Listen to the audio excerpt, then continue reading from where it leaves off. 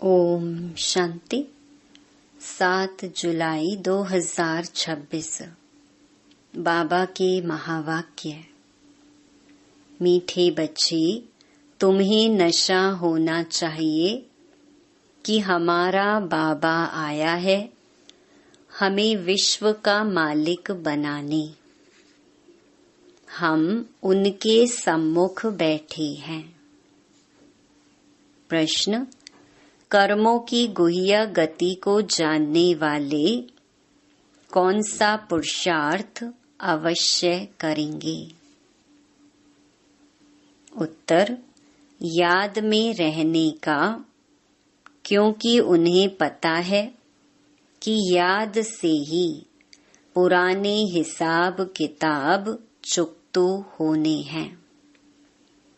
वे जानते हैं कि आत्मा अगर पुराने हिसाब किताब कर्म भोग चुकतू नहीं करेगी तो उसे सजाएं खानी पड़ेंगी और पद भी भ्रष्ट हो जाएगा। पुनर्जन्म भी ऐसा ही होगा। ओम शांति। बच्चों को अपार खुशी का पारा चढ़ता है जब देखते हो बाप दादा सम्मुख आए हैं, और यह भी बच्चे जानते हैं कि 5000 वर्ष बाद फिर से शिव बाबा ब्रह्मा तन में आया हुआ है। क्या करने? बच्चों को यह नशा चढ़ा हुआ है। सब बच्चे जानते हैं कि स्वर्ग का मालिक बनाने बाप आया हुआ है, हमको लायक बना रही है, हमको तमो प्रधान से सतो प्रधान बनने की युक्तियां बार बार बता रही हैं। युक्ति है बहुत सहज, बिल्कुल सहज याद बच्चों को सिखलाते हैं। अज्ञान काल में बाप को बच्चा होता है तो समझते हैं हमारा वारिस पैदा हुआ। तुम जानते हो इस समय बाप आकर हम बच्चों को एडॉप्ट करते हैं। यूं तो तुम सब शिव बाबा के बच्चे हो, परंतु बाबा अपना कैसे बनाए जो हमको सुना सके और हम उनसे सुन सके। शिव बाबा इस ब्रह्मा तन से कहते हैं, मैं तुम्हारा बाप हूँ, तुमको स्वर्ग का मालिक बनाता हूँ। सिर्फ तुम्हारी आत्मा जो पतित है वह न मुक्ति में न जीवन मुक्ति धाम में जा सकती है। तुम सब एक बाप के बच्चे हो। सबको बाप की मिल्कियत लेनी है।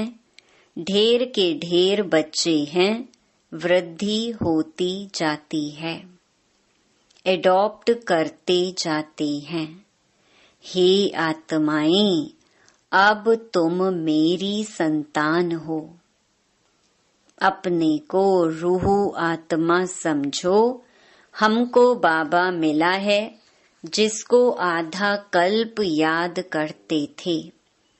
यह कभी भूलो मत। आधा कल्प आत्मा इस शरीर द्वारा याद करती आई है। हे पतित पावन, हे दुख हरता सुख करता, क्योंकि रावण राज्य है ना। भल जो अभी समझते हैं हम बहुत सुखी हैं, हमको इतने पदम हैं, इतने मिल्स हैं, कारखाने आदि हैं। यह तो सब अल्प काल के लिए हैं। अंत में तो बहुत त्राही त्राही करने लग पड़ेंगे, दुख के पहाड़ गिरेंगे। इतनी सारी मिल्कियत सेकंड में खलास हो जाएगी। बाप से तुमको सेकंड में वर्षा मिलता है, कहते हैं तुमको सेकंड में स्वर्ग की बादशाही देता हूँ। यह पुरानी दुनिया खत्म हो जाएगी, लड़ाइयाँ लगेंगी, नेचुरल कैलामिटीज होंगी। सफाई तो चाहिए ना। तुम्हारी आत्मा भी अब पवित्र बन रही है। बाप दादा दोनों समझ सकते हैं। बच्चे कितनी मेहनत करते हैं। बाप से वर्षा पाने की मेहनत बिल्कुल थोड़ी देते हैं। अपने को आत्मा समझ बाप को याद करो। वह रूहानी बाप है, निराकार। हम आत्माएं उनको बुलाते हैं ना।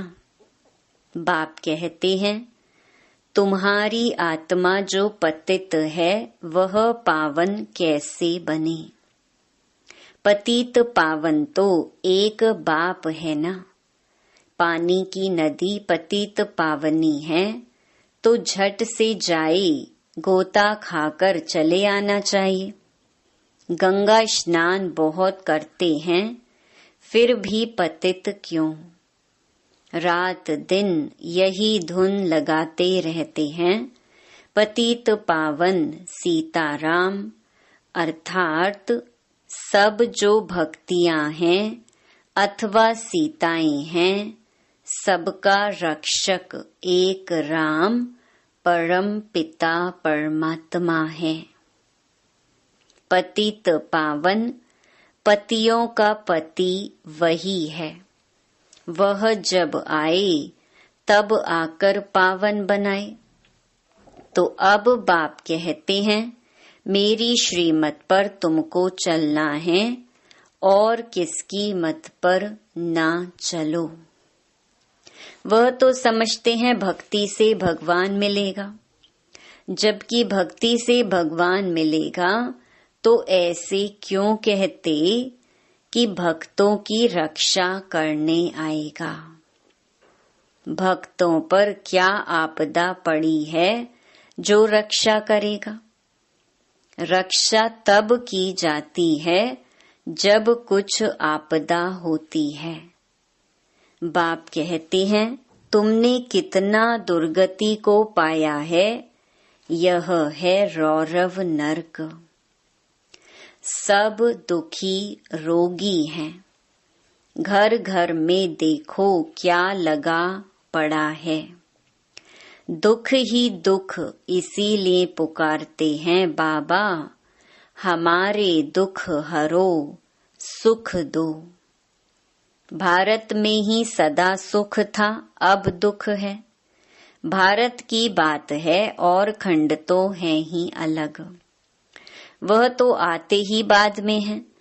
कोई 60 जन्म, कोई इनसे भी कम जन्म लेते हैं। 84 जन्म देवता धर्म वाले लेते हैं। तो इस हिसाब से आधा कल्प के बाद जो आएंगे उनको 84 से आधे जन्म लेने पड़ेंगे।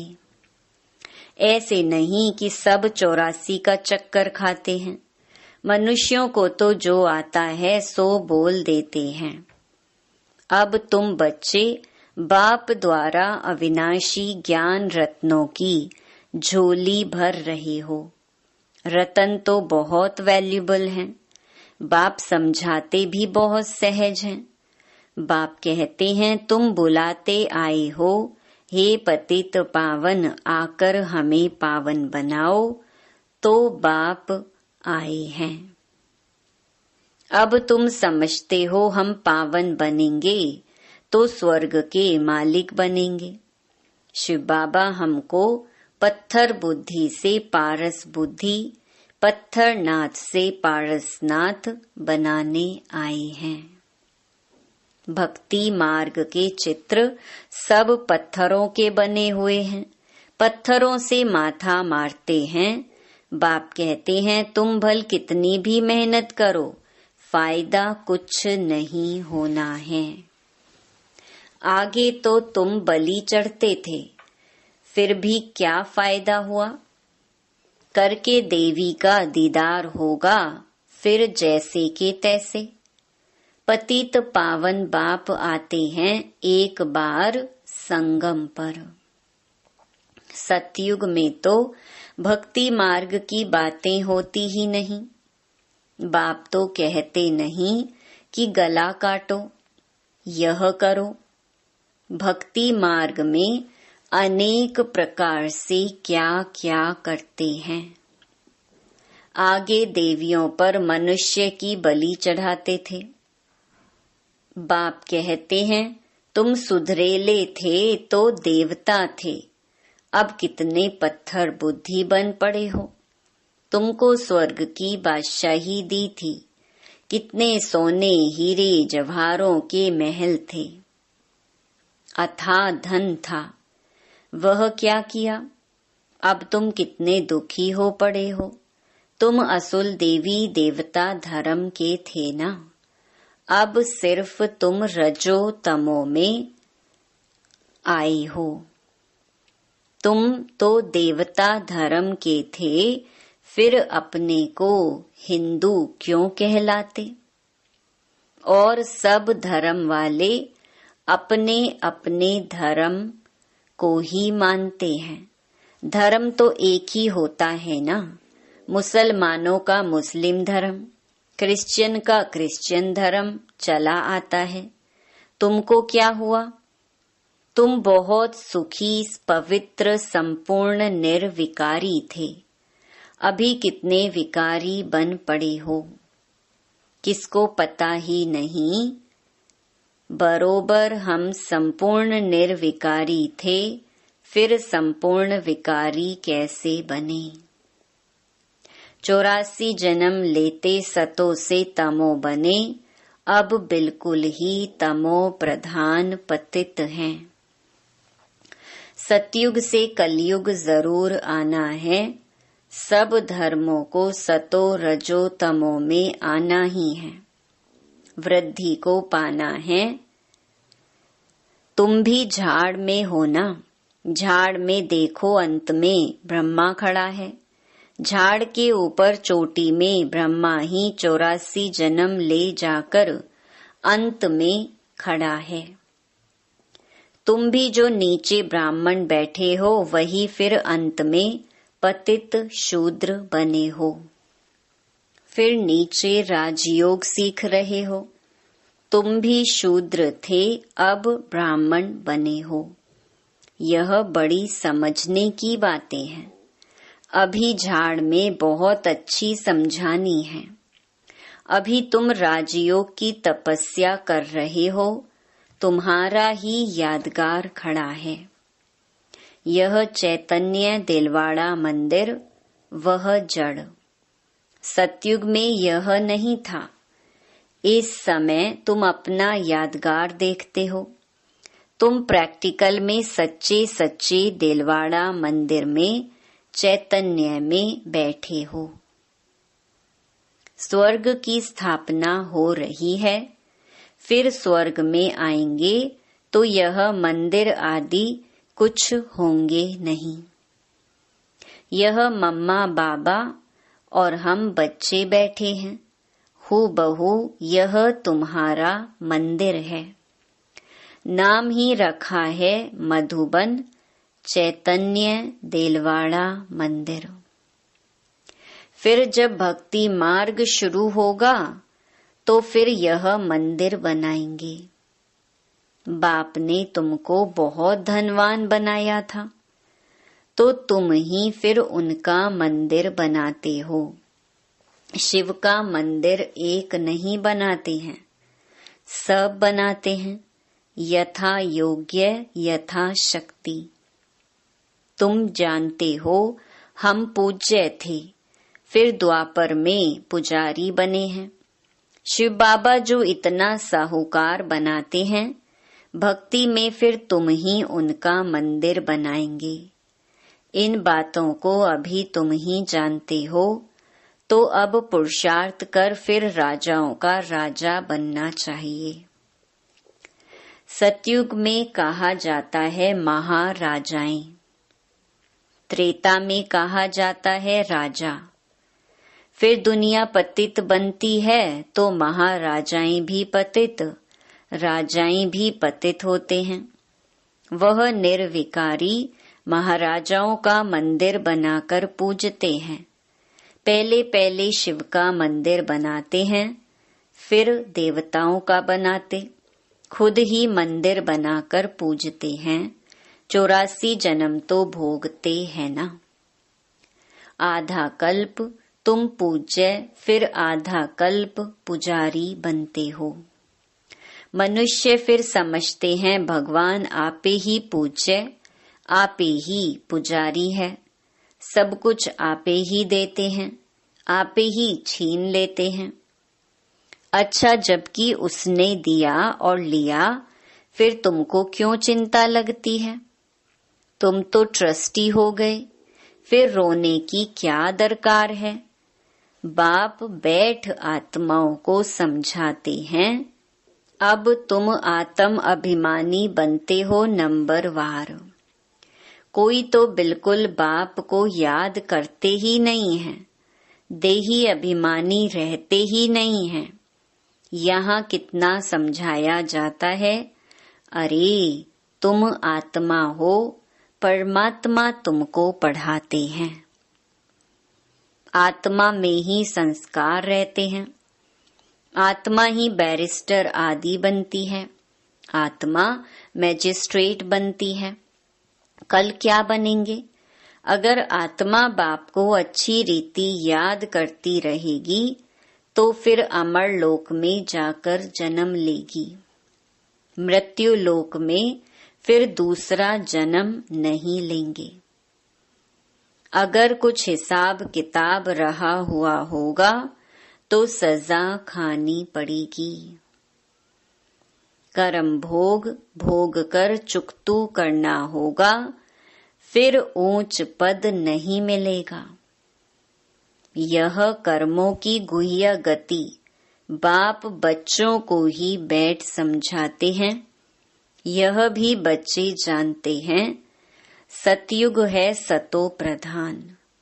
हर चीज वहाँ सतो प्रधान होती है। कहते हैं कृष्ण गौ संभालते थे, राजाएं गौ संभालते हैं क्या? ऐसी बात तो हो नहीं सकती है। यह दिखाते हैं सतयुग में गौएं भी बड़ी फर्स्ट क्लास होती हैं, उनको कामधेनु कहा जाता है। जगत अम्बा सरस्वती भी कामधेनु है।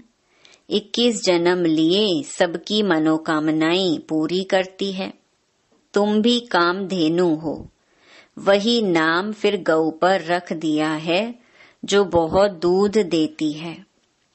राजाओं के घर में बड़ी फर्स्ट क्लास गायें होती हैं, जबकि यहाँ भी राजाओं के पास ऐसी अच्छी हैं, तो स्वर्ग में कैसी सुंदर होंगी। वहाँ कोई बांस बदबू आदि बिल्कुल नहीं होती है। अब बाप बच्चों को कहते हैं कि मैं आया हूँ तुमको गुलगुल बनाकर साथ ले जाऊंगा। मुझे बुलाते ही हैं, हे पतित पावन आओ। पतित दुनिया पतित शरीर में आओ, यह है पतित, वह है पावन फरिश्ता। भेंट दिखलाते हैं, तुम भी पतित से ऐसा पावन फरिश्ता बनेंगे।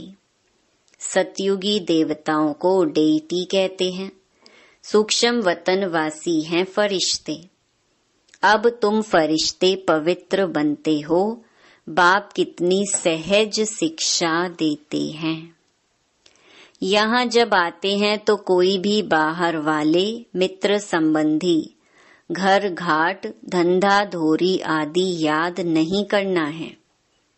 बाप के सम्मुख आए हो ना, यहाँ आए ही हो योग की कमाई करने, तो इसमें लग जाना चाहिए। अच्छा, मीठे मीठे सिकिलधे बच्चों प्रति मात पिता बाप दादा का याद प्यार और गुड मॉर्निंग। रूहानी बाप की रूहानी बच्चों को नमस्ते। धारणा के लिए मुख्य सार। पहला, सजाओं से मुक्त होने के लिए पुराने सब हिसाब किताब योग बल से चुकतो करने हैं। ट्रस्टी होकर सब कुछ संभालना है। किसी भी बात की चिंता नहीं करनी है। आत्म अभिमानी बनना है। दूसरा, यह कमाई का समय है। इसमें घर घाट धंधा धोरी आदि याद नहीं करना है। फरिश्ता बनने के लिए एक बाप की याद में रहने का पूरा पूरा पुरुषार्थ करना है। वरदान, याद की सर्च लाइट द्वारा वायुमंडल बनाने वाले विजयी रतन भव। सर्विसेबल आत्माओं के मस्तक पर विजय का तिलक लगा हुआ है ही, लेकिन जिस स्थान की सर्विस करनी है उस स्थान पर पहले से ही सर्च लाइट की रोशनी डालनी चाहिए। याद की सर्च लाइट से ऐसा वायुमंडल बन जाएगा जो अनेक आत्माएं सहज समीप आ जाएंगी। फिर कम समय में सफलता 1000 गुना होगी। इसके लिए दृढ़ संकल्प करो कि हम विजयी रतन हैं, तो हर कर्म में विजय समाई हुई है।